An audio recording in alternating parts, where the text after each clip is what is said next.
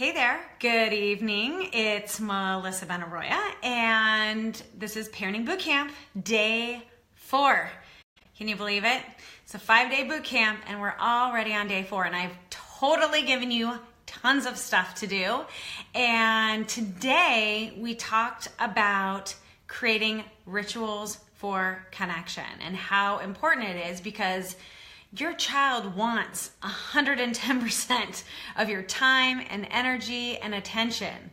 And when they don't have predictable times or rituals, they seek the attention, they seek the connection.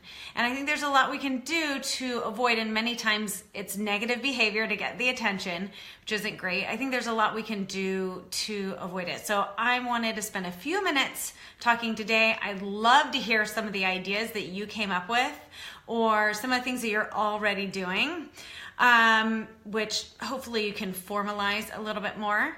But I also got some questions I wanted to make sure I answer, and I'm much better at answering questions live than kind of typing something in an email or in our Facebook group. So I wanted to answer those first, because that may answer some of your questions. And if anything else comes up, you're welcome to post it here right now live, and you and I can chat, or post it after this is live when you're watching, and I will come back and check it and respond. So here we go. Tiffany wrote in and she said, I already do this with my child in the afternoon when I get home from work. Do I need to do it more often? So I think, Tiffany, number one, it's fantastic that you have a ritual when you get home from work. I don't know what that is. You didn't give me any specifics. I'd love to hear more. I think, there are endless opportunities for connection, and I don't think that there's any harm in having more, but I do love that you're already really intentional about creating that time and that space with your child. One thing that you may want to do with this time you're already taking is label it. Let your child know this is special you and me time, because you know you're doing this, you know you're being intentional, but your child doesn't necessarily know that. So if it's daddy and daughter time, mommy and Milo time, whatever it is, I think formalizing that and calling it that name so your child knows that this is special, this is coveted time for just you and me. So I think maybe in your case, Tiffany, you can just shift things around a little bit and formalize it a little bit more. So hopefully that answered your question. If it didn't, I saw a little I don't know if that was you, but hopefully I answered your question. If I didn't and there's still, you'd like more clarity, I'm happy to chat with you more. Michelle also wrote, and she is short on time, and she asked, can I do this with both of my kids at the same time? I'm reading it. I posted it down here below. So I'm looking down. So she wants to know if she can create these rituals of connection with both of her kids at the same time. And that's a yes and a no. So if you have more than one child, they're likely feeling like you give the attention to the other child all the time. So if it's shared, they're not feeling that connection, especially when you have a younger child that needs your help, that needs your time and energy and attention. Many times older children will strive to get mom's attention or dad's attention doing negative things. So I would suggest, if you can, even if you have 10 minutes a day for this, I would break it up in 5 minutes each. And maybe if it's, you are playing together, calling it Steven's playtime, Steven's choice, and letting Steven know that he gets to choose and you are going to engage with him and follow really kind of Steven's lead.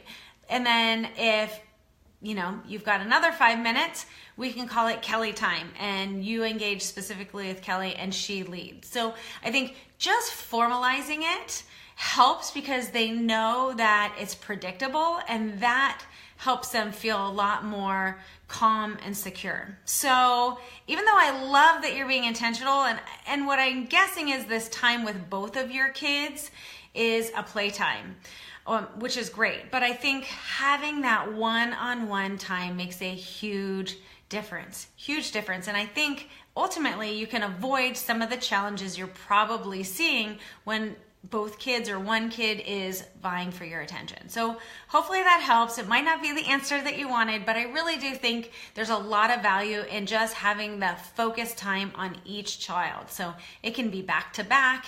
It could be in the morning, I hang out with you. In the evening, it's special dad and daughter time at night. So just know it doesn't have to be a long length of time. It can be 2 to 5 minutes. It's that simple. That tiny amount of time is going to probably save you a lot of time and energy. So I know it feels like, oh my gosh, how can I squeeze one more thing in my day? How can I think about one more thing? And I think what you'll notice is things go easier in other arenas with your children when you make this time. Let's see, I have one more question. I don't see who it's from, but I'm going to read it.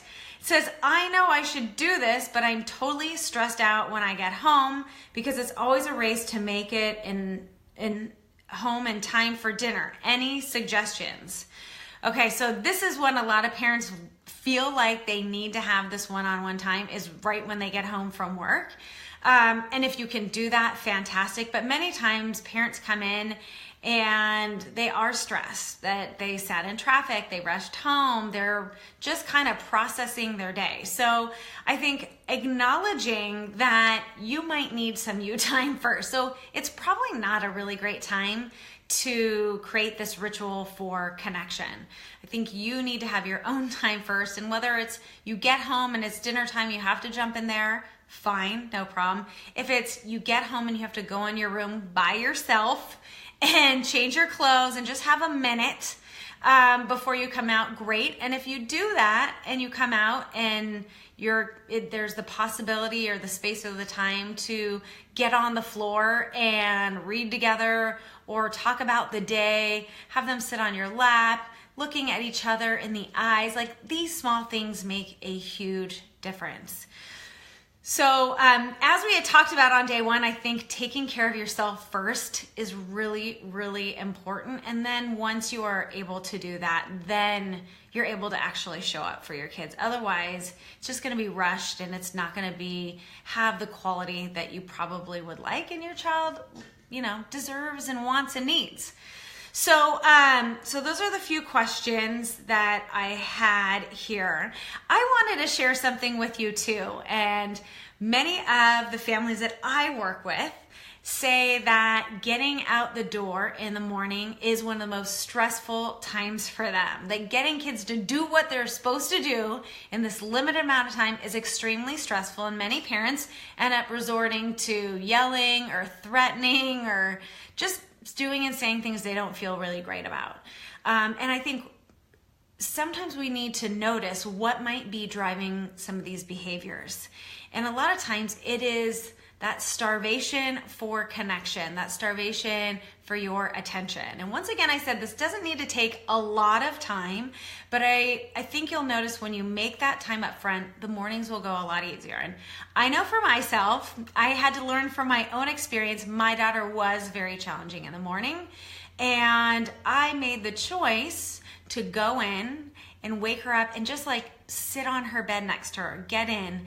We're not sitting there for 5 or 10 minutes. It's usually a minute or two, but that moment that we connect, everything is just so much more relaxed, and she's so much more willing and motivated to be cooperative in the morning and do what she needs to do because we've had that time. Now, she's older, she's 13, and she's got an alarm clock, and I could easily let the alarm clock go off, and she knows exactly what to do, but there tends to be a little bit of strain. There tends to be a power struggle, and there tends to be more resistance. And what I've noticed personally is that morning connection, that very first thing that I do with my daughter is make that connection. I try to do it first thing in the morning and going into her room. That's not always possible. Sometimes I exercise and it's first thing in the morning, so sometimes I've missed her getting out of bed, but I make sure that when she's in the kitchen and eating breakfast or putting lunches together, that I stop, I look in her eyes, I touch her, and just say, good morning, how are you? Excited to see you. How did this morning go? So these small little moments can make a huge difference. So I'm really interested and excited to hear some of the things that you've come up with. And like I said, I'm happy to answer more questions. I just got a few today. One of the things I suggested in my email to you, I gave a few examples, but one of the things I suggested that you may have just kind of skipped over or not noticed is talking with your child about what they would like to do. So if your child is involved in the planning and the coming up with this idea, they're going to be much more likely to engage with you in these moments and take the time and acknowledge that this is special, that you came up with this together, that they shared a need with you and you're meeting that need. So engaging with your child instead of just saying, okay, this is what we're doing now, or this is what I'm going to do. I think it's even more powerful when you have that conversation with your child first. All right, so here we are, day 4. We're thinking about those things that we do to put ourselves on the list first. What is that self-care that you've been doing every single day? We're talking about how we invite our children's cooperation by giving lots of choices. We're talking about creating rituals of connection and so many more things. So I'm just giving you a few things again this week for you to try out, to experiment with, to ask questions and get support around. So please don't hesitate to reach out and share and ask for ideas or get feedback on the ideas that you've come up with, because that is what I'm here for. I'm here for you this week. So I'm going to sign off. I'm excited. We've got one last day, and there's also going to be a workout for tomorrow, another parenting tool and strategy that I'm going to share with you. But I want you to commit. And I know this is just a 1-week process, but I'm going to ask you to commit to doing this for another week, and you're going to do it on your own.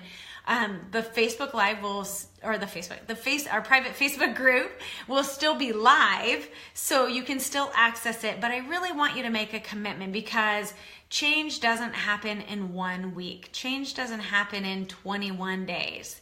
The science has shown that to create a new habit, it takes at least 63 days. So that's kind of for an easier type of habit. Harder habits definitely take longer.